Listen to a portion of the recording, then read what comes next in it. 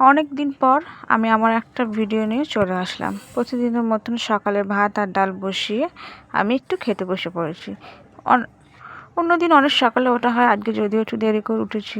তার মধ্যে আমার বড়মশাইয়ের কাজে চলে গেছে, একার জন্য তেমন কিছু করিনি।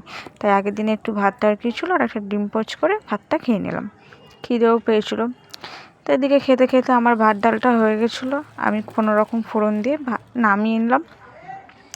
তারপরে যা হয় রান্নাঘরে সব কাজ হয়ে যাওয়ার পরে সুন্দর করে গ্যাস মুছে বাসন মেজে সব কিছু করে একটুখানি মাথায় একটা প্যাক লাগিয়ে চলে গেছিলাম ঘর মুছতে।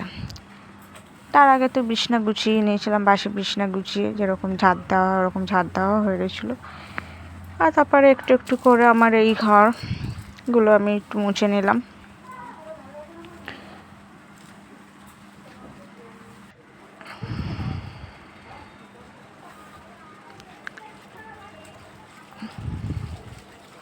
যেহেতু আমাকে একাই কাজ করতে হয়, তাই আমি যতটা পারি ওদিকে রান্নার কাজটা সামলে বা কোনো তরকারি বসিয়ে একটু একটু করে এই দিকে ঘরের কাজগুলো করে নিতে।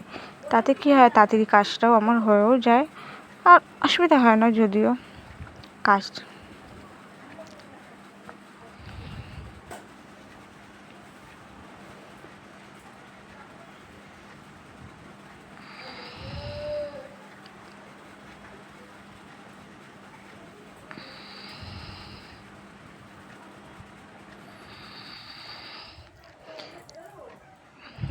এই আস্তে আস্তে করে নিজের ঘর ছাড়া এই জায়গাগুলো, ওই ঘর 3টে ঘর, এতগুলো ঘর আমাকে প্রতিদিনই মুছতে হয়। অসুবিধা হয় না যদিও, আস্তে আস্তে হ্যাবিট হয়ে গেছে, অভ্যেসও হয়ে গেছে, করে নিই একটু একটু করে। তারপরে চলে এলাম রান্নাঘরেও তো বাকি কাজ করে নিয়েছিলাম, এবার শুধু ঘরটা মুছলেই হয়ে যাবে। তো তারপরে ঘরটা মুছে একটুখানি হল ঘরটাও মুছে নিলাম। আমাদের ঘরগুলো ফাঁকা, কারণ আমি আলাদা হয়েছি সবে মাত্র 3 মাস মতন হবে।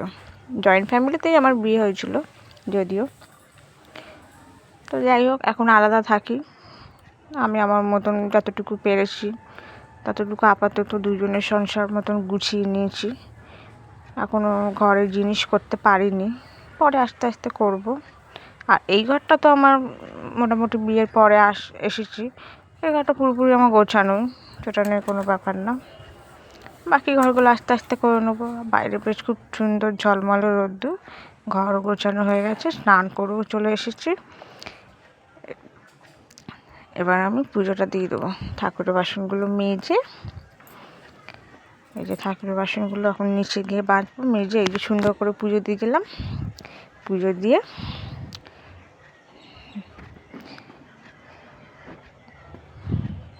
এখানেই ভিডিও